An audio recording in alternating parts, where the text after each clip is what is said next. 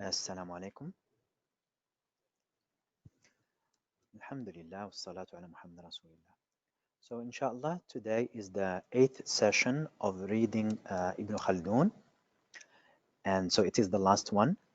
And alhamdulillah, we have finished reviewing or surveying all the chapters of the book, which is a reminder, al-Muqaddimah itself is only part of a much bigger book, which is Kitab al-Ibar, wa Diwan al-Mubtada' wal-Khabar, في أيام العرب والعجم والبربر ومن عاصره من ذوي السلطان الأكبر. And it is namely book number 1 with a short introduction about the discipline of history. And it has 6 chapters. We have seen all of them. And now we can have a much better understanding of the order in which Ibn Khaldun put these chapters. So in the beginning, so this book, the point is that before you study history, you have to know how human society works, and that there are norms and rules that has to be understood. And he's here telling us what are those rules.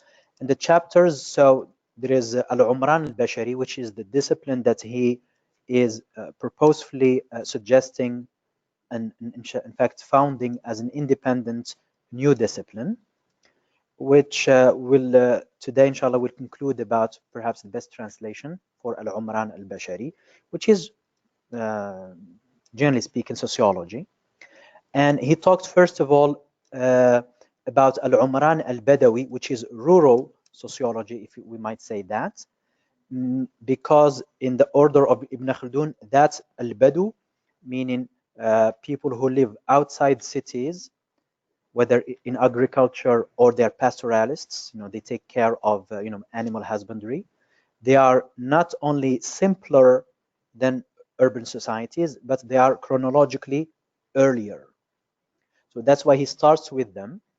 Then he moves, he told us that it is these people who by default, and in his time definitely, leads to creation of states, which he says predates, technically they predate cities. So that's why he talks about the rural societies. Then he talks about statecraft. Then he said it's statecraft that leads to the foundation of cities. Then that's why he went to Al-Umran al-Hadari, which we might call roughly urban sociology. And after that, he will talk about al-Ma'ash and al-Kasb and al-Sana'i', which is, since it is in cities that we have a much complex human life, it is there the place of crafts and industries, and hence kinds of many kinds of ma'ash, which is basically the economy.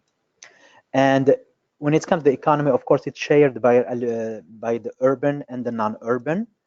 But the last chapter, it is what is namely an urban phenomenon, which is the teaching, meaning the methodic teaching of sciences and disciplines and crafts. So this is very generally what we have seen. And for that, I would like that basically this is practically the last paragraph in his book. So we will read it inshallah. And while talking about crafts and industries, the last one that he talks about is in fact poetry. And he will spend quite a lot of time giving examples about Arabic poetry, including in the end what he called urban poetry. By urban, what he means specifically there, that it is not Fusha. So so he will give us examples from Egypt, from Andalus, and so forth. And he discussed why they are different and how people appreciate, depending on their context, they will appreciate a different kind of poetry. Now, so after that, he said, وَقَدْ, I will be reading, وقد كدنا نخرج عن الغرض, meaning we almost left the purpose of the book. ولذلك عزمنا أن نقبض العنان. That's why we decided to stop, to rein ourselves basically. عن القول في هذا الكتاب الأول. So we are not going to, I will not be saying anything more in this first book, which is المقدمة. الذي هو في طبيعة العمران وما يعرض فيه, which has the topic of the nature of Umran. And Umran in Ibn Khaldun, we have seen before that he sometimes he spell it out in different words, and he said al-ijtima' al-bashari, al-ijtima' al-bashari. So al-ijtima' meaning people coming together, which is, as we have said before, is the name of sociology in modern Arabic. In modern Arabic, sociology is ilmu al-ijtima', ilmu al-ijtima', which is basically exactly what Ibn Khaldun was using, although he used the word Umran more often, but he defined Umran as al-ijtima' al-bashari. So there is an overlap in the name of the discipline sociology and in the topic also, since the time of Ibn Khaldun. نعم, في طبيعة العمران وما يعرض فيه, and the aspects of human society. نعم, وقد استوفينا من مسائله ما حسبناه كفاية, and we have enumerated of its masail or topics what we think is enough. ما حسبناه كفاية. And this is here what, in a sense, it gets more interesting. ولعل من يأتي بعدنا, and perhaps those who will come after us. He was talking about himself. In fact, this is يأتي instead of تأتي. That's a typo. ولعل من يأتي بعدنا ممن يؤيده الله بفكر صحيح وعلم مبين, of those that Allah will support with sound minds and clear knowledge. يغوص من مسائله على أكثر مما كسبنا. So perhaps after us, people who with sound mind and clear knowledge will literally will dive for more topics, more masail, more than what we have written. So he's opening the door and he say the next generations should carry on, meaning that he's very clearly saying that I didn't talk about everything in sociology. نعم.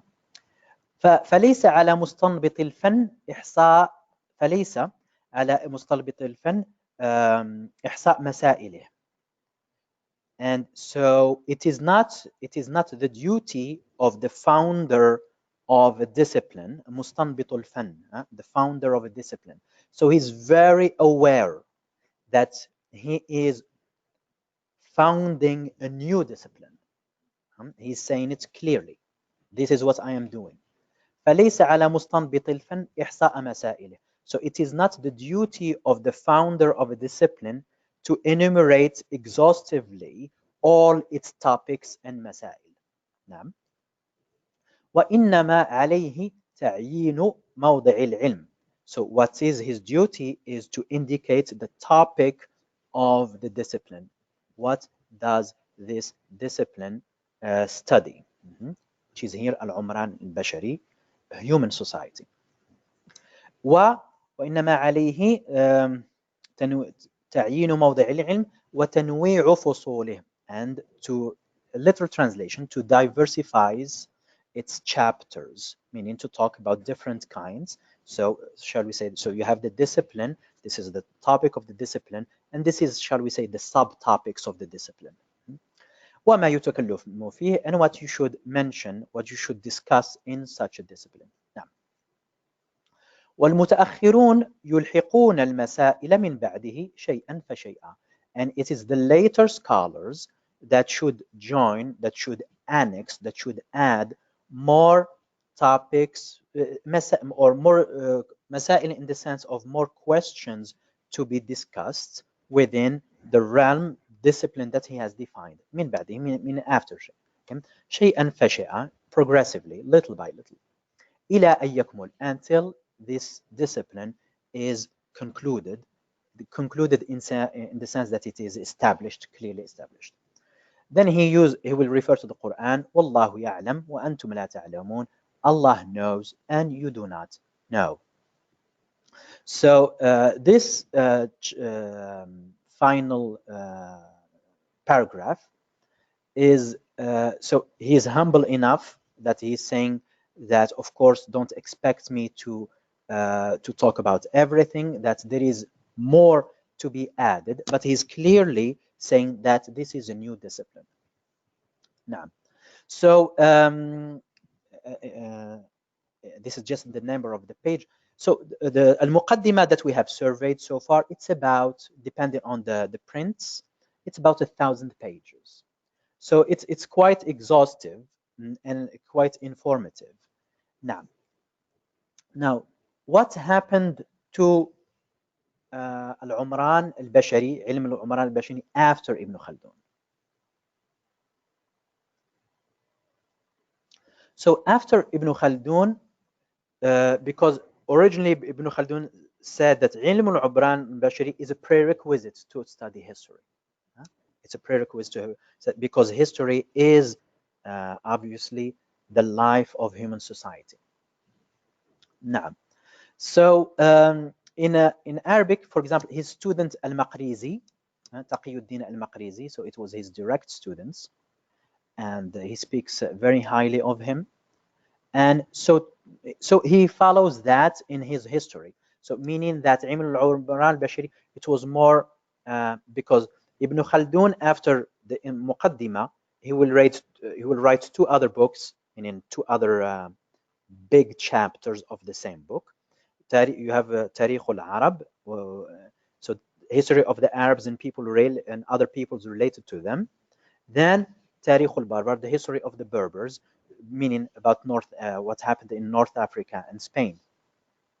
So that those two volumes are supposed to be the practice of Ilm al-Umran al-Bashari. How understanding sociology will lead you to understand the history of Arabs and people related to them, meaning like the Persians and the Turks and the Romans and so forth, and the history of North Africa, where Ibn Khaldun lived a good chunk of his life, where he was born, where he worked, his professional life, especially in politics.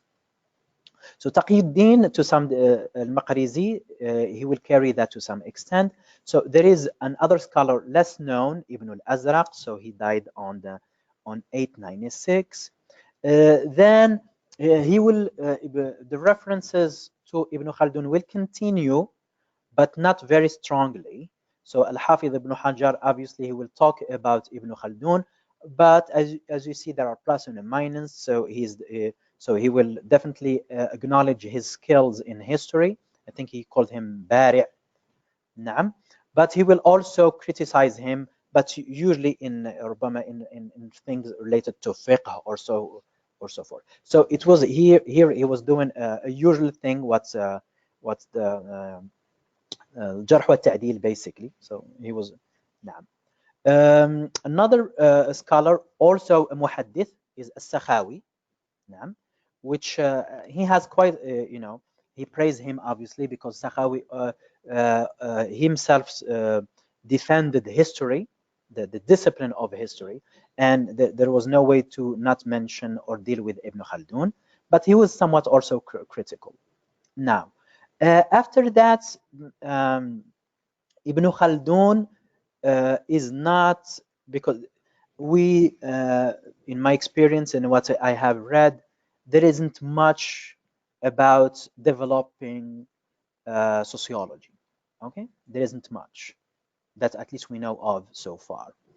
Well, but what's worthy of being mentioned, that the Ottomans they really were interested in Ibn Khaldun. The Ottomans, they give special attention to Ibn Khaldun, and we see that perhaps the most important work within Islamic scholarship was done mainly in Turkish or Ottoman, it was called at that time, Ottoman languages.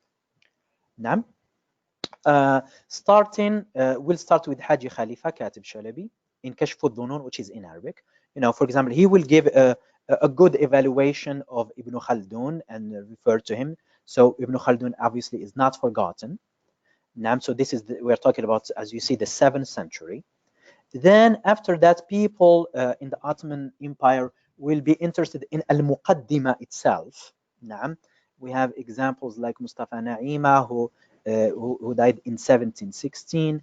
Then after that, what comes, we have translations of al-Muqaddimah. There are translations and commentaries on passages before, but in 1750, we have almost a complete translation of the Muqaddimah by the way, by Shaykh al-Islam, the first scholar, the first scholar of Islamic sciences in the Ottoman Empire.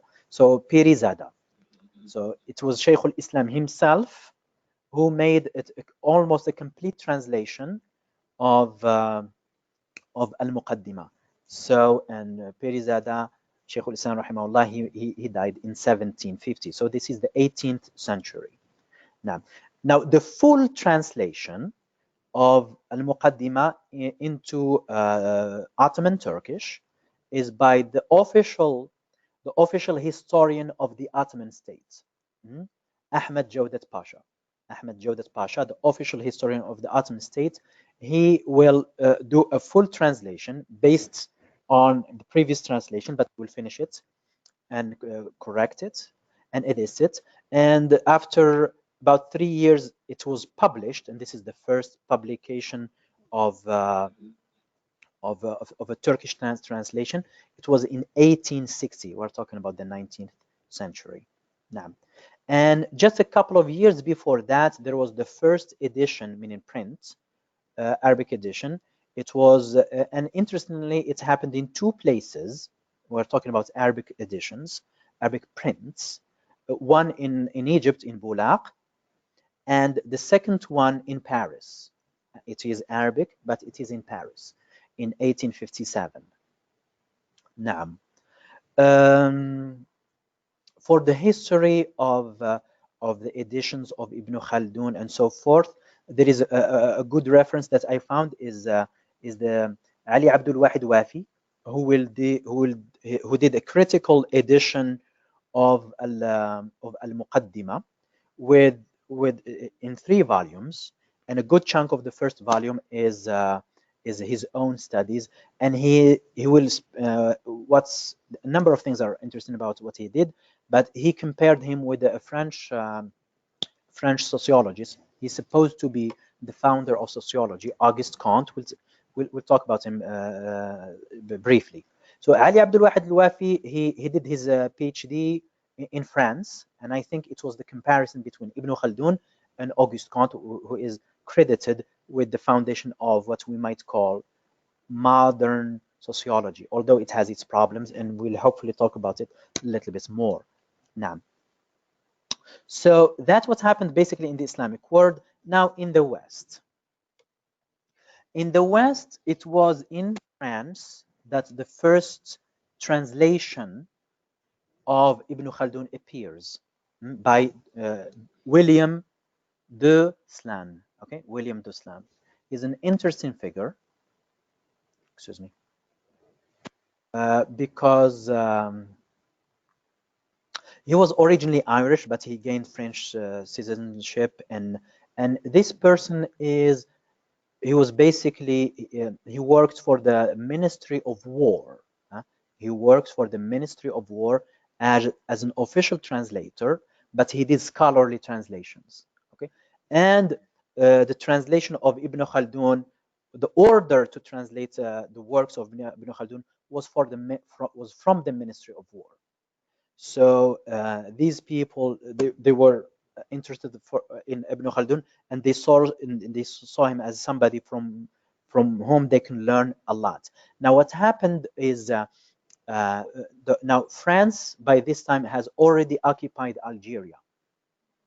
So the occupation of Algeria, it started in it's basically 1830. 1830. So that's explain why, for example, the Arabic edition of Ibn Khaldun appeared in 1857 in Paris in Arabic. Now, then years later, It was the translation. And it's interesting the way they translated, the way they translated al-Muqaddimah, Duslan will translate al-Muqaddimah, but also other chapters, other volumes of Ibn Khaldun. He pretty much done most of it. And the French were interested because, remember, the third volume is about the history of North Africa. So, and the French, they were determined to occupy North Africa. Okay? So, and by this time we said Algeria was already conquered. Okay? Was already occupied. So it's this is the beginning. I mean, not the beginning. It's almost the golden age of Orientalism.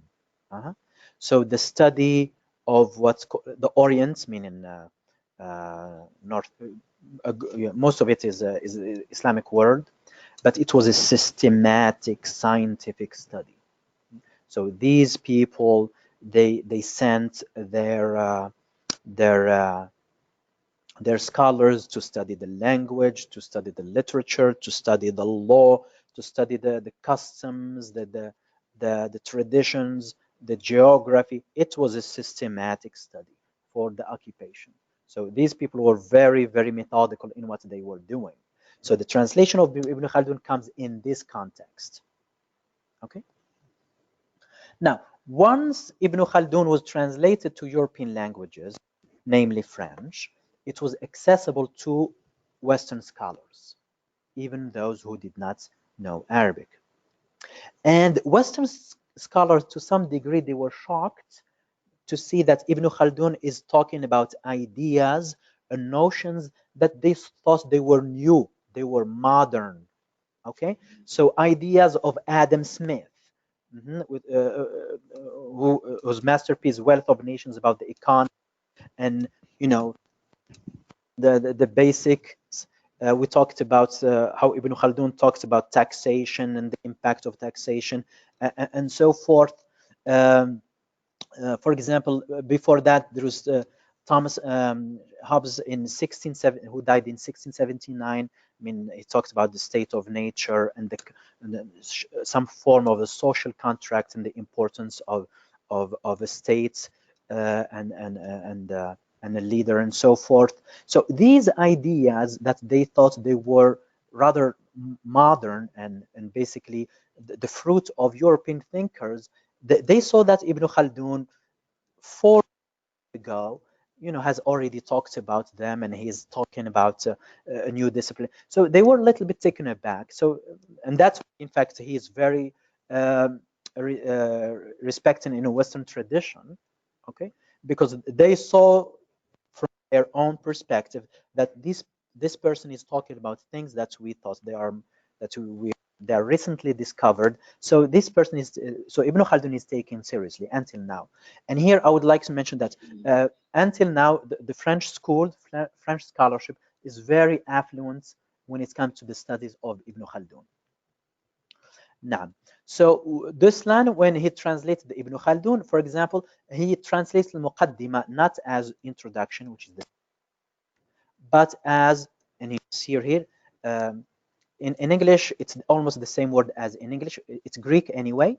So Muqaddimah, he said, so the prolegomène. Prolegomène is a French word from Greek. So and it means basically, shall we say, things like introductions, things that you mentioned before you talk about the topic. So you can a little bit see, so pro, it's before, it's like pre in the sense like before, and legomen, it's almost related to the word logo, word, speech, topic, and so forth.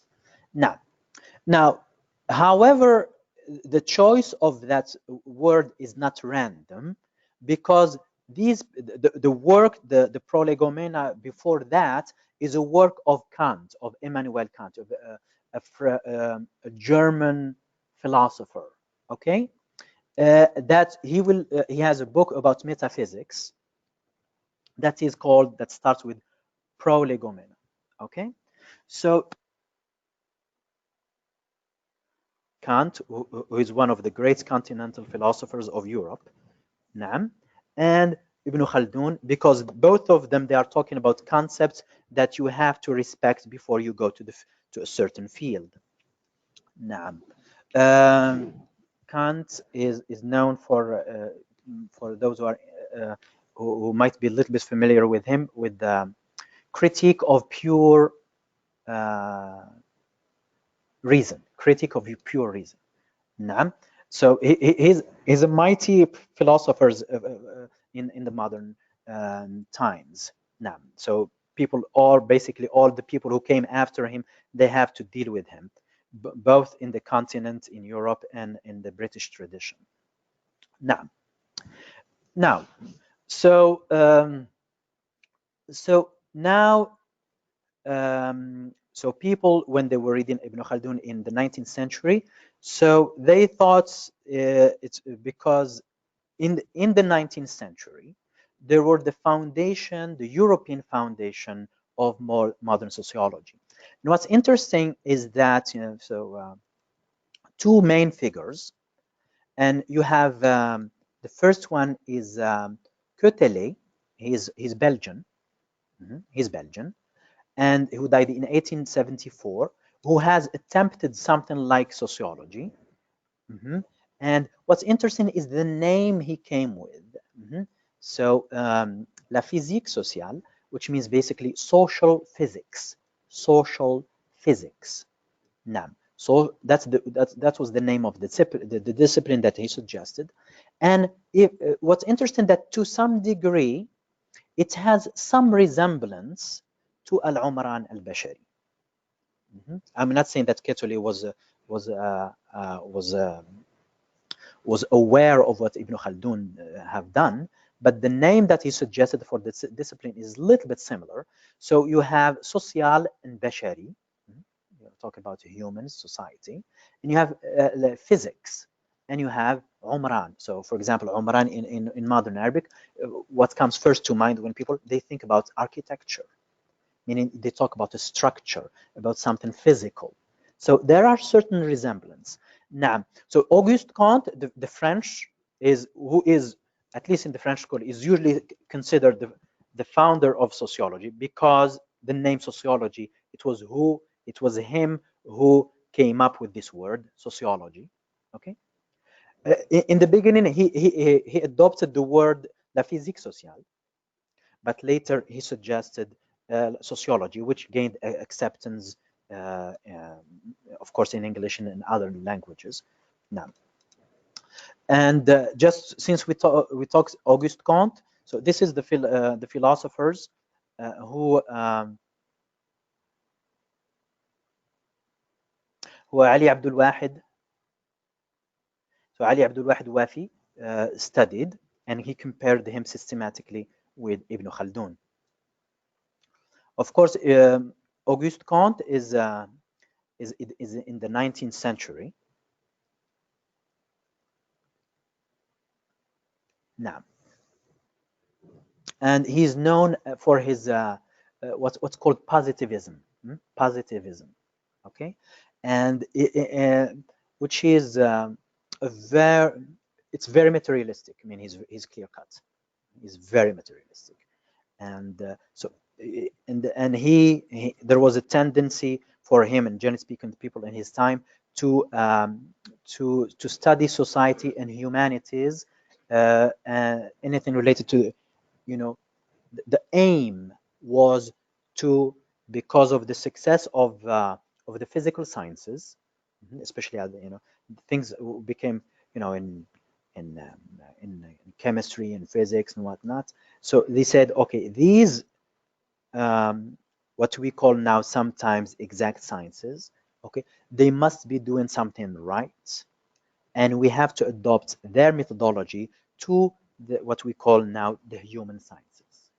And he was absolutely determined with that. I mean, he obviously exaggerated and was not always successful, but it was his idea. Now, and when we say positivism, that's what comes to mind. And so that was in the 19th century. Now, and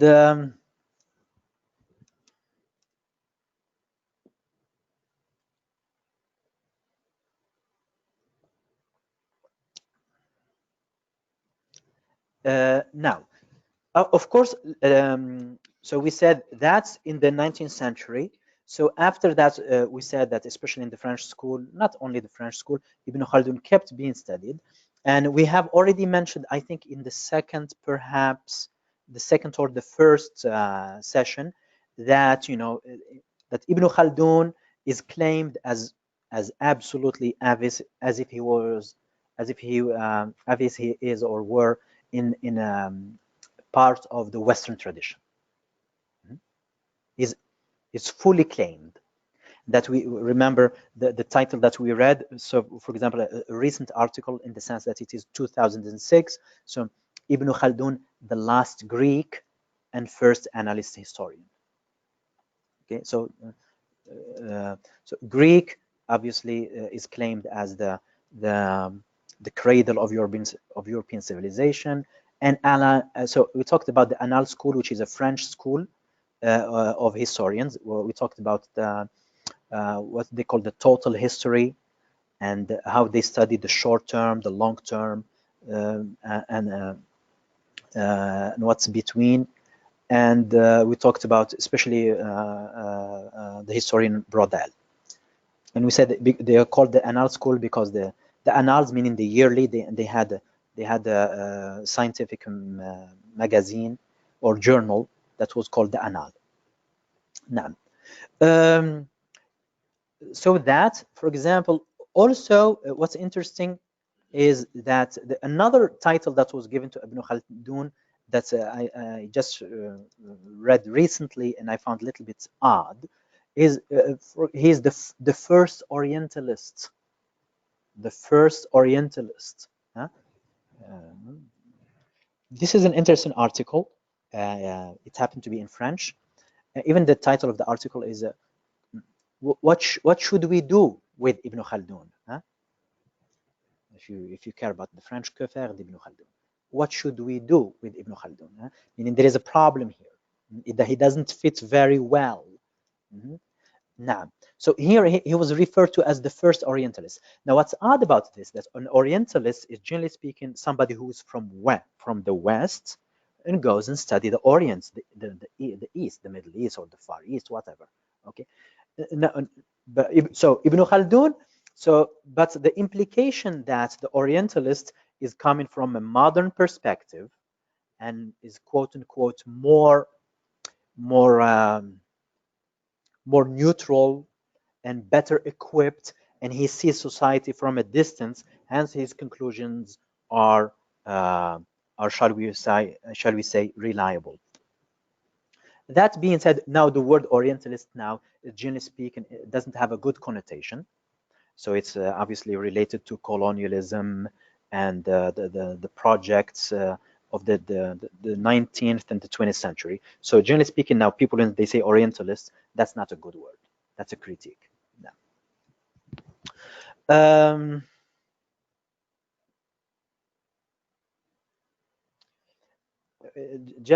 So this is and this is something that we talked about, that Ibn Khaldun's ideas, not people in the 19th century were surprised, but even later we in the 20th centuries we have people who come up with ideas that it happened that Ibn Khaldun also talks about. So in a sense, Ibn Khaldun is not completely done. So and this is just the last one is Alfred Radcliffe Brown. This is the beginning of anthropology. So we're talking the one that he talks about in society, being some kind of an evolution of bands, tribes, chiefdoms, and states. Now, so that being said, we'll go a little bit to Ibn Khaldun. So this is in the last, somehow now I feel that it's only when you reach the last chapter of Ibn Khaldun that you have a better understanding of what Ibn Khaldun is doing. Okay? And we talked about that when Ibn Khaldun concept of ilm, of knowledge, and the sources of knowledge, which is in a sense to some degree similar to what is studied in Aqidah, in the Islamic tradition. that you have the hiss, so you have the senses, the five senses, which Ibn Khaldun elaborates and say that that's what we have in common with animals. Then you have al-aql, the intellect, which is where humans and animals are separated basically, and how that al-aql judge the hiss, the aql judge the hiss. So how the intellect, how the mind, you have to use it to understand the physical realities. Okay, and that's basically what Ibn Khaldun is doing. So he's studying social phenomena, but he's doing it in a very, for the lack of better word, in a very logical, methodical way. And by default, he, generally speaking, starts with giving physical explanations. He gives physical explanations. And we talked that for Al-Aql, Ibn Khaldun, he distinguishes between the three, the tamyizi, where you have the tasawwurat in the mantiq, which is, generally speaking, how you grasp, how you conceive structures and realities. At-tajribi, which is where you judge them whether they are correct or not, and an-nadari, where you compose both of them, and that's where he said that it is the most human characteristic. And in fact, to the point that he said, the more you do it, the more human you come. And it seems that's what he was doing. Okay. Now, Ibn Khaldun recognizes that there is another source, but that source tends to be rather restricted, which is the best humans to have that knowledge are al-anbiya, which is, so we're talking about revelation, we are talking about al-wahi, we're talking, shall we say, at least ilham. And we have said in the very beginning, so this is the last chapter when he talks about how al-wahi, so the realm where you have angels, and of course what anbiya are associated with angels, and but in the first chapter, he already talked about something like this. So that there is access to ghaib. Some people do have some access to ghaib, and he said when he talks about three kinds of people. So anbiya. So we'll go backward. So the top you have anbiya. Then you have what he calls either al-barzakhiyun or al-awliya. And here Ibn Khaldun will refer, for example, to the story of Umar ibn Khattab with Sariya. So he said some people do have access to ghaib. It might be occasional, but they do. Those who have, shall we say, a fuller access are al-anbiya. Okay, and it is here where Ibn Khaldun said, so al-anbiya have access to ghaib, and so ghaib, we are talking about obviously angels, we are talking about Yawm al-Qiyamah, and so forth. And it is here where he said, okay, it's here where you have that your aql, you have to be cautious in using your aql, okay? Because, for example, obviously after death, it's not something that you can reach by using your logic only, okay? Obviously, for example, the questioning in qabr, that's not something, or the names of the angels that will come, that's not something that you can reach by logic, okay? And he said that's where you have to stop. In fact, he said something which we talked about, but it's important to bring back, is that al-asbab, the causes. And he said that the causes, in a passage which is not exactly here, that you should not stop at the causes, because there is something beyond the causes. Yes, for the physical realities, you say the causes, but for your aqidah, you shouldn't stop there. Why? Because he said reality is much more than the physical world. Okay, it's way much more than the physical world. Naam. And once again, he said, and I like to repeat this sentence from here, وليس بذلك بقادح في العقل ومداركه. And that is not something that hurts the intellect and what it acquires or what it gets to know. بل العقل ميزان صحيح. العقل is a very correct scale. فأحكامه يقينية. And use the word that he uses. أحكام العقل يقينية. They are absolutely certain. The judgment of the mind, of the intellect, are certain. لا كذب فيها. So, 1 + 1 = 2, period. Okay? However, غير أنك لا تطمع أن تزن به الجبال. So this mizan, this scale, remember he compared, we talked about that, he said the aql is like a scale that weighs gold, meaning, as we said, it's very sensitive, very delicate, very accurate. However, غير أنك لا تطمع أن تزن به الجبال. However, you can't weigh mountains using this scale. It has a function, it has a precise function, it has a correct function, but you have to know what you are doing. وهذا لا يدل أن الميزان في إحكامه غير صادق. So it doesn't mean that the scale is not accurate. لكن للعقل حدا يقف عنده.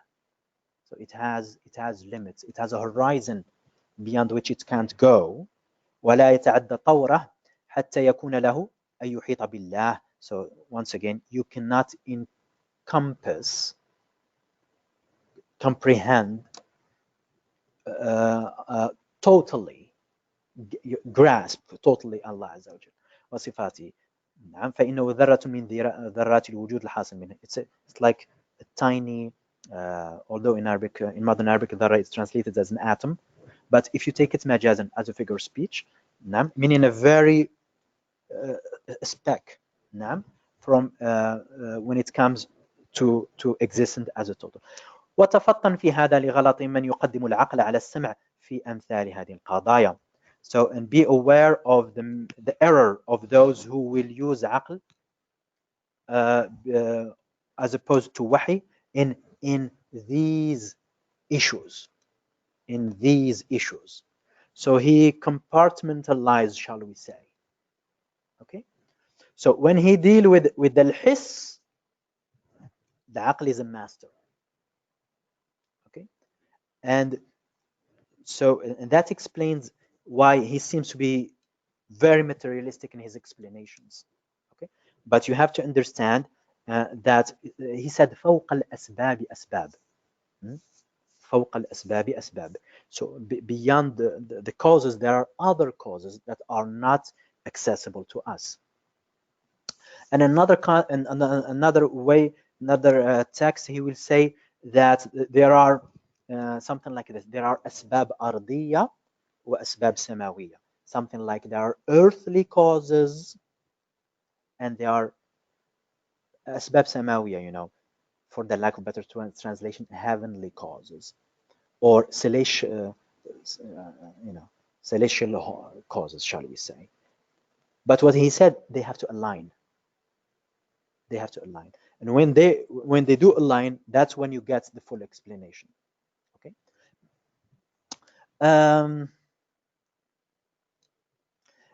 Now, even for ghaib, he said that there is the good way, the prophetic way, and there is the bad way of getting it. So that's why he does recognize, to tell you that definitely he's not a modern scholar, modern in the sense that, for example, he doesn't deny magic. He say magic does happen, and it's true, and he gives at least a chapter or so about it, and he studies it in details. And as we said, these are the main people who wrote in this field and so forth. Now,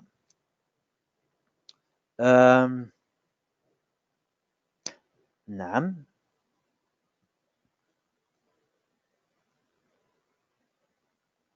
So this is also just a quotation that we have seen before.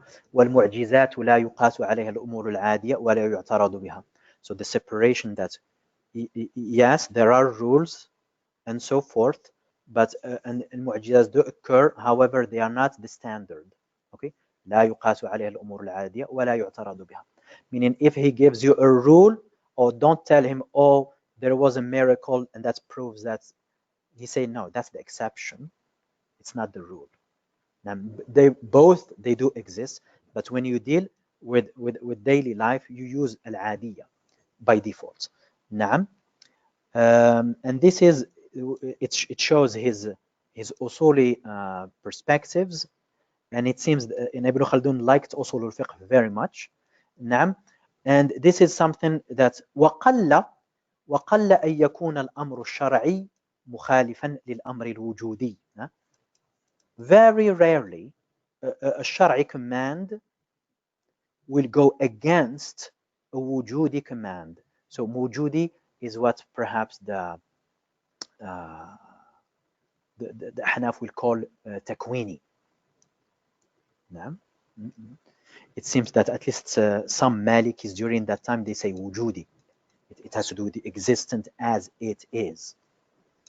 And which Ibn Khaldun was studying, existence as it is. And an example that he gave more than once is that when he referred to the hadith, ما بعث الله نبيا إلا في مناعة من قومه. We said Allah, it has a context, but the general translation that Allah sends prophets in status, in a protected status amongst their people. From where he talks about the importance of asabiyya and how you have to respect asabiyya. So society has a structure, and you better figure out that structure and understand it and work against it. Otherwise, the society will just collapse on you. Okay? Now,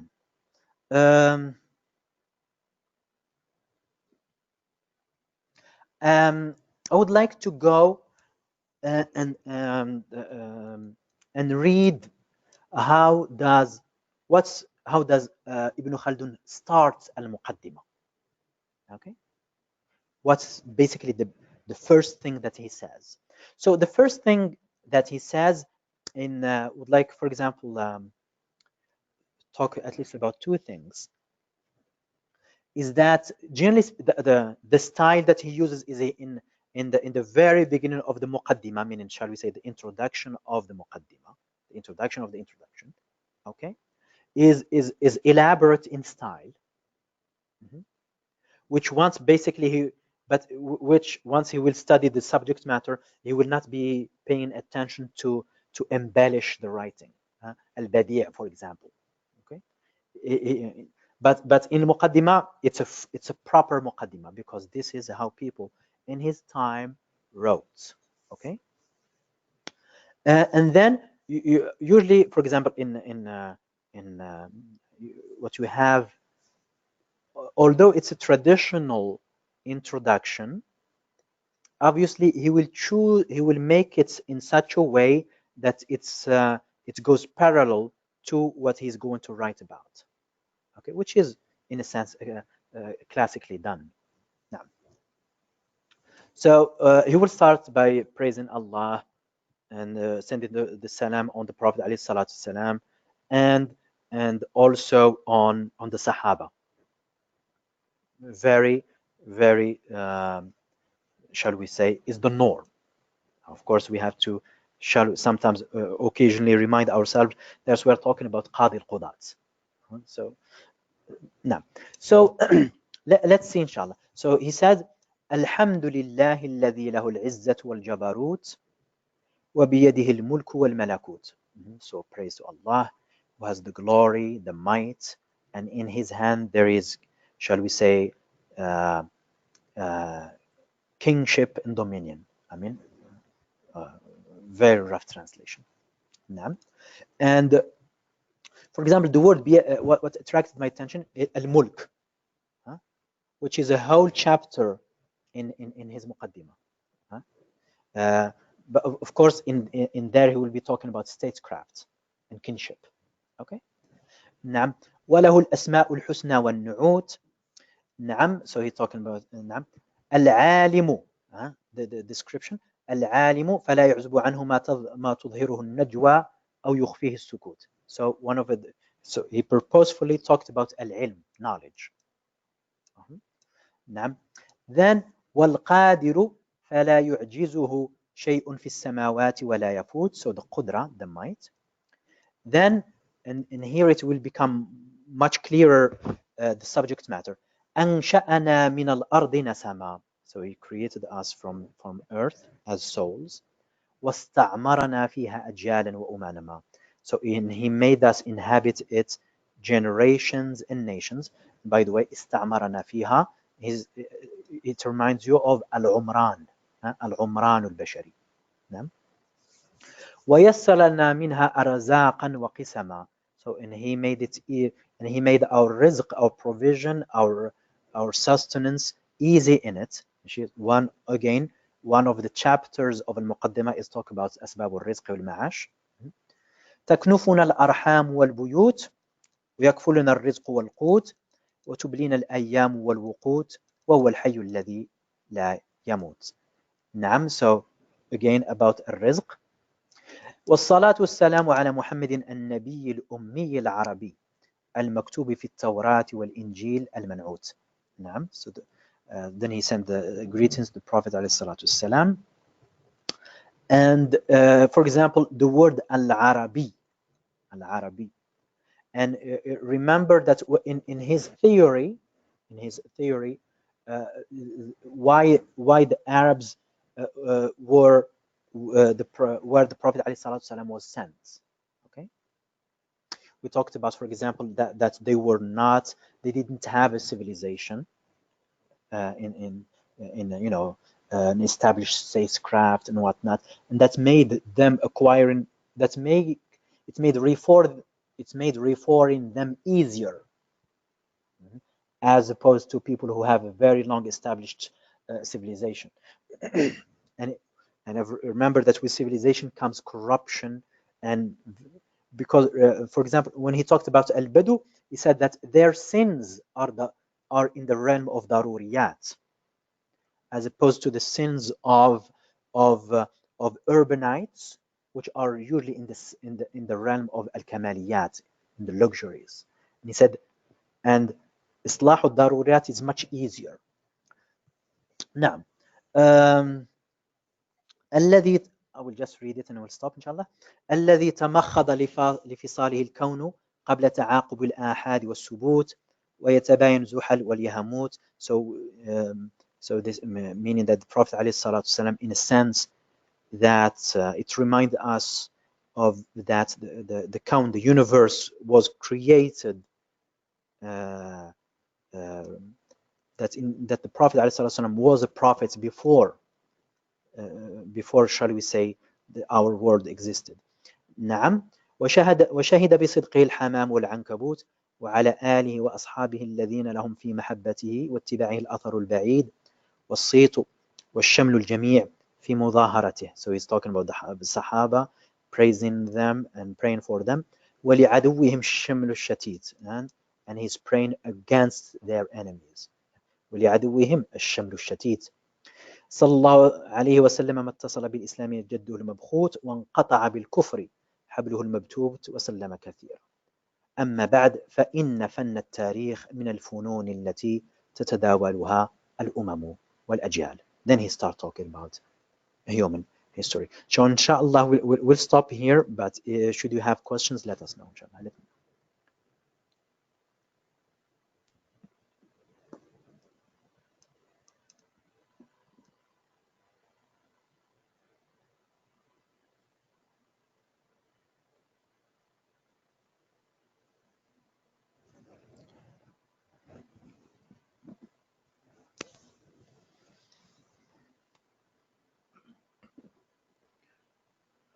Assalamu alaikum.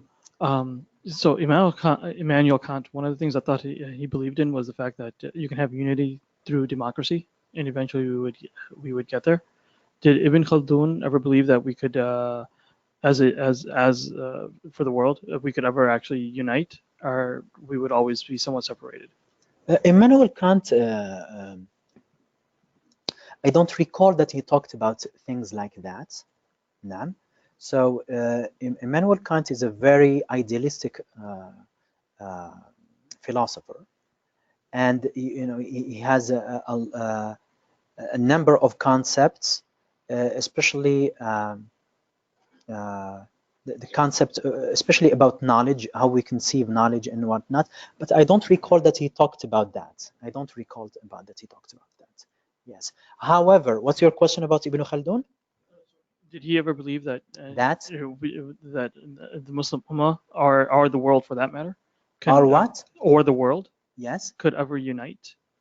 I didn't see that. I didn't see that. No, I didn't see that. Yes. No.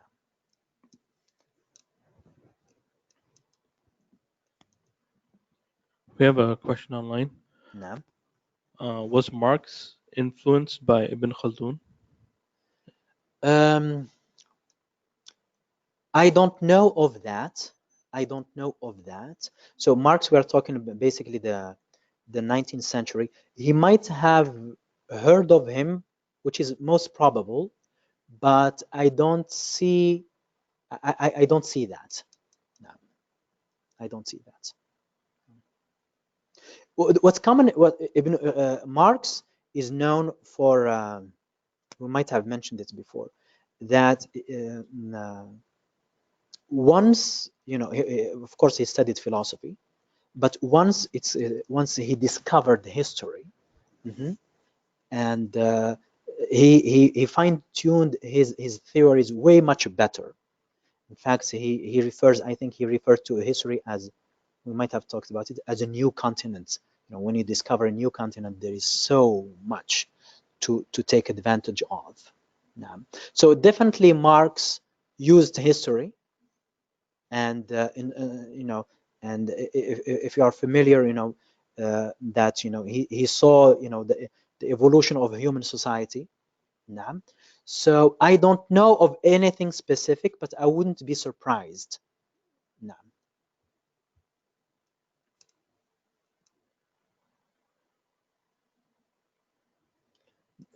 Do we have questions from the other side?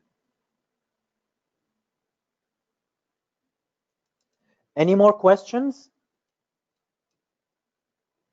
So if we don't have questions, thank you very much for attending, and hopefully it has been beneficial. Thank you very much. Assalamu alaikum.